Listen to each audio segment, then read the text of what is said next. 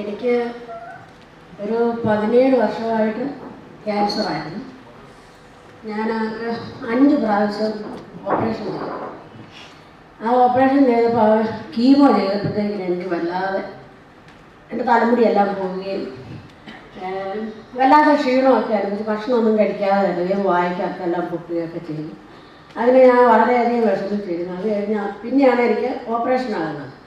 അങ്ങനെ 5 പ്രാവശ്യം ഓപ്പറേഷൻ ചെയ്ത് കഴിഞ്ഞ് ലാസ്റ്റ് ടൈമിൽ എനിക്ക് ഓപ്പറേഷൻ ചെയ്തത് ഈ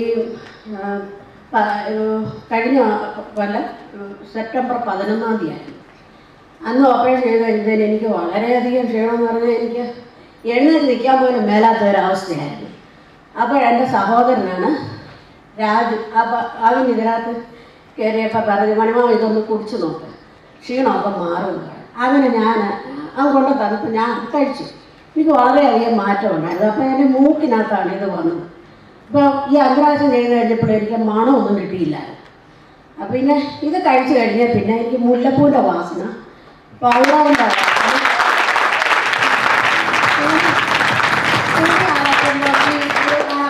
പൗഡറിൻ്റെ സോപ്പിൻ്റെ പൗഡറിൻ്റെ മണമൊക്കെ എനിക്ക് വളരെയധികം പെട്ടെന്ന് മാറ്റം വന്നപ്പോൾ ഞാൻ പറയുക ഇത് നല്ലതാണല്ലോ. അപ്പോൾ അങ്ങനെയാണ് ഞാൻ ഇത് 10 കുപ്പിയോളം കുടിച്ചു. ഇത് വളരെയധികം മാറ്റം.